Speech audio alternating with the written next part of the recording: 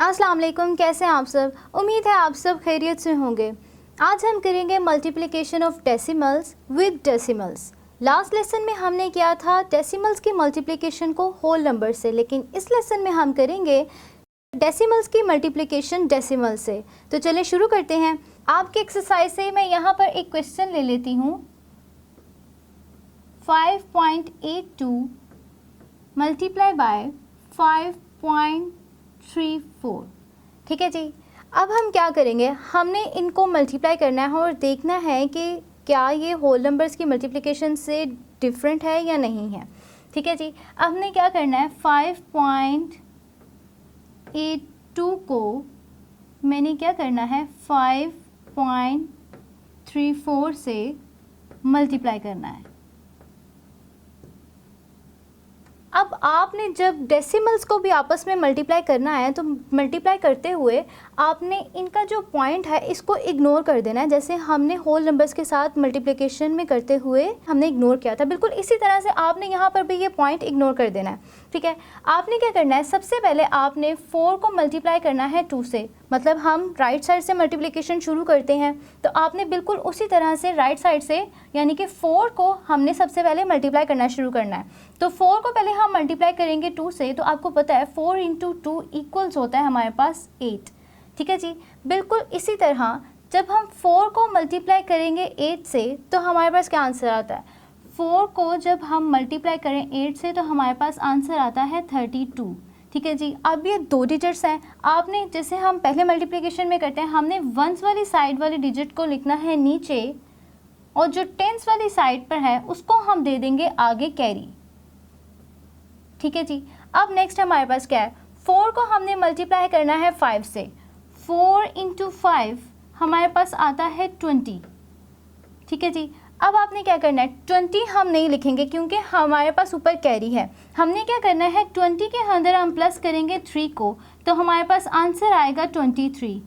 अब ये यहाँ पर आगे मेरे पास कोई डिजिट नहीं है कैरी देने के लिए, तो सिंपली मैं 23 को एज इट इज़ पुट कर दूँगी। ठीक है जी। अब नेक्स्ट डिजिट की तरफ चलते हैं। नेक्स्ट डिजिट है हमारे पास 3। अब आपको याद होगा जब होल नंबर्स में हम मल्टीप्लाई करते थे तो हम कहते थे कि ये वंस है, ये टेंस है और ये हंड्रेड्स है। आपने जब हमने पॉइंट को इग्नोर कर दिया तो आपने बिल्कुल यही कंसिडर करना है कि ये टेंस ही है। तो जब हम टेंस में इसको कंसिडर करते थे तो हम क्या करते थे कि यहाँ पर एक ज़ीरो पुट कर देते थे। बिल्कुल इसी तरह हम यहाँ पर भी ज़ीरो हमने पुट कर दिया। अब हम क्या करेंगे, सिंपली इसको 3 को ऊपर वाले नंबर से मल्टीप्लाई कर देंगे। तो चलिए शुरू करते हैं। 3 को पहले हम मल्टीप्लाई करेंगे 2 से, तो 3 × 2 हमारे पास आता है 6। ठीक है जी। अब आगे चलें, अगर 3 को हम मल्टीप्लाई करते हैं 8 से तो 3 × 8 हमारे पास आता है 24। ये फिर मतलब कि 2 डिजिट्स हैं, तो हम क्या करेंगे, जो 4 है वो नीचे लिख देंगे और जो 2 है यानी कि जो 10th नंबर पर है हम उसको ऊपर कैरी दे देंगे। ठीक है जी। कैरी दे दिया मैंने। अब मैंने क्या करना है, 3 को हम मल्टीप्लाई करेंगे 5 से। 3 × 5 हमारे पास आता है जी 15। ठीक है जी। अब 15 मैं इधर नहीं लिखूंगी क्योंकि ऊपर मेरे पास कैरी है, तो मैं क्या करूंगी, 15 के अंदर करूंगी +2 को, तो मेरे पास आंसर आएगा 17। अब ये 2 डिजिट्स हैं। अब मेरे पास आगे कोई डिजिट नहीं है जिसके ऊपर मैं कैरी दे सकूँ, तो मैं सिंपली यहाँ पर 17 को पुट कर दूंगी। अब नेक्स्ट देखते हैं। नेक्स्ट है हमारे पास 5। अब 5 जो है, अगर आप इस डेसिमल पॉइंट को जैसे हमने 3 के टाइम इग्नोर किया था, बिल्कुल इसी तरह जब हम इग्नोर करेंगे इसे तो हम देखेंगे 5 हमारे पास हंड्रेड्स की वैल्यू पर है, प्लेस वैल्यू पर, हंड्रेड्स की प्लेस वैल्यू पर है। तो हम क्या करेंगे, पहले हम लगाएंगे यहाँ पर 2 ज़ीरो, हंड्रेड्स के हम यहाँ पर 2 ज़ीरो लगाएंगे और फिर हम 5 को मल्टीप्लाई करेंगे ऊपर वाले पूरे नंबर से। चलो शुरू करते हैं बिल्कुल इसी तरह से। 5 × 2 हमारे पास आता है 10। ठीक है जी। अब जो वंस वाली साइड पर है वो लिखूंगी मैं नीचे और 1 को मैं दे दूंगी कैरी नेक्स्ट डिजिट को। ठीक है जी।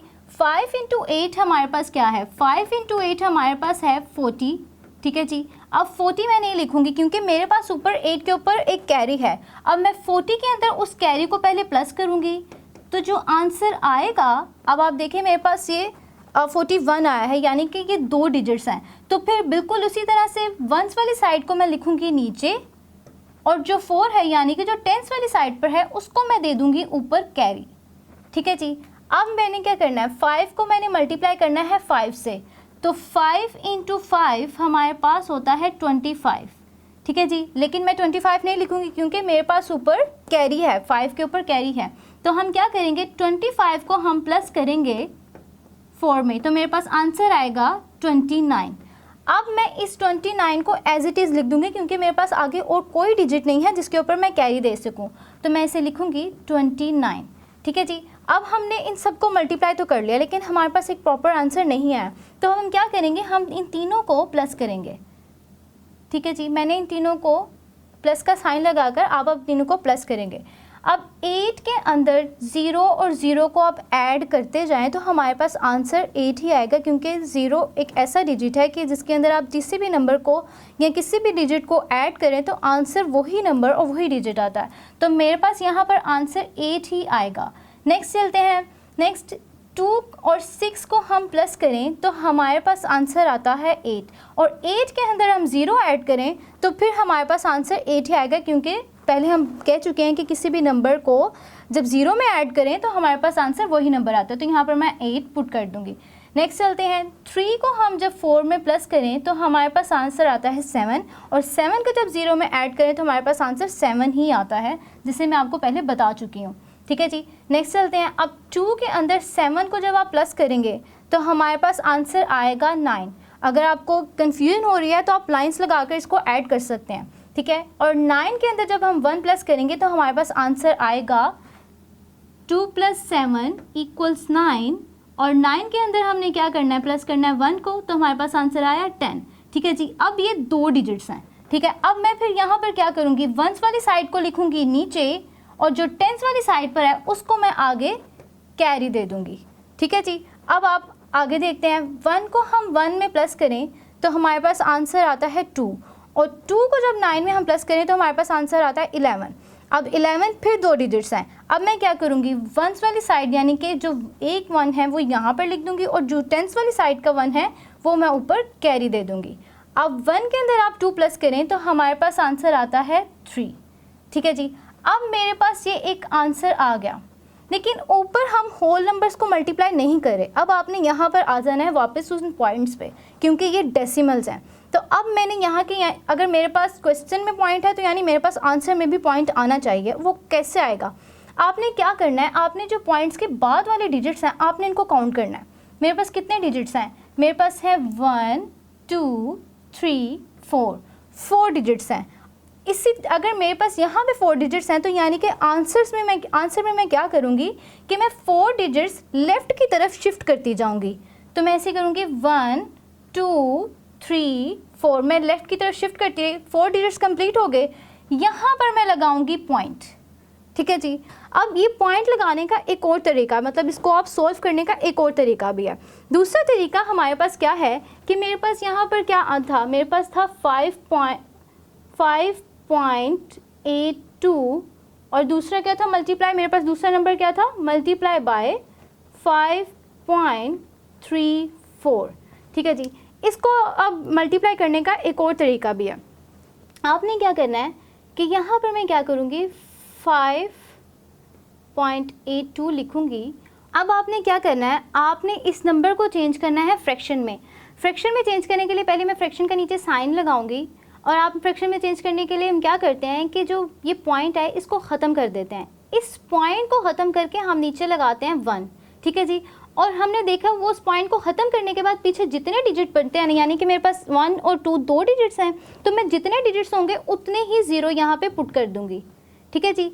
नेक्स्ट आपने यहाँ पर हम क्योंकि मल्टीप्लाई कर रहे हैं तो मल्टीप्लाई का साइन लगाएंगे, ठीक है जी। नेक्स्ट नंबर हमारे पास क्या है, 5.34। आपने इसको भी फ्रैक्शन में चेंज करना है, तो फ्रैक्शन में चेंज करने के लिए पहले आपने इसका साइन लगाना है, और जो पॉइंट है इसको आपने ख़त्म करके 1 नीचे पुट करना है, और जितने डिजिट्स पहले जैसे हमने यहाँ पर जितने पॉइंट्स के पास डिजिट थे उतने ज़ीरोस लगाए थे, बिल्कुल वैसे ही आपने उतने ज़ीरोस पुट कर देने हैं, ठीक है जी।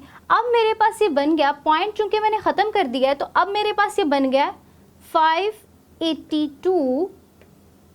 इसको मैंने मल्टीप्लाई करना है 534 से, और नीचे फ्रैक्शन में मेरे पास क्या है, नीचे फ्रैक्शन में है मेरे पास 100 मल्टीप्लाई बाय 100, ठीक है जी।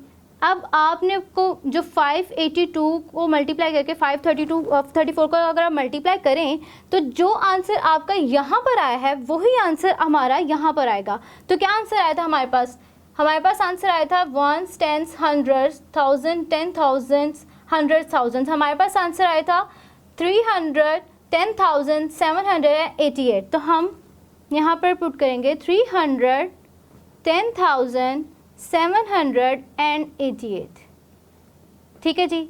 अब आपने क्या करना है, 100 को 100 से मल्टीप्लाई करना है। उसके लिए आपने क्या करना है, पहले आपने 100 के ज़ीरोज़ लगाने हैं, ठीक है जी, और बाद में फिर आपने यहाँ पर 1 नहीं लिखना, बल्कि आपने सिंपली दूसरे 100 के ज़ीरोज़ ऐड अप कर देने हैं, ठीक है जी।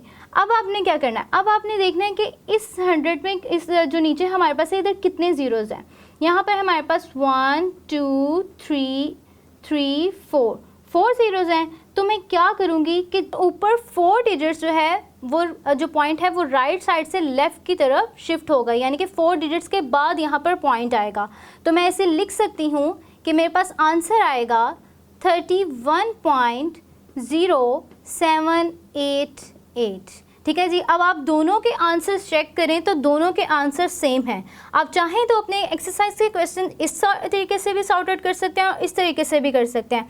जो आपको तरीका आसान लगता है आप उसको अडॉप्ट कर सकते हैं। इंशाल्लाह हम नेक्स्ट वीडियो में मिलेंगे एक नए लेसन के साथ। तब तक के लिए अपना ख्याल रखिएगा। अल्लाह हाफिज़।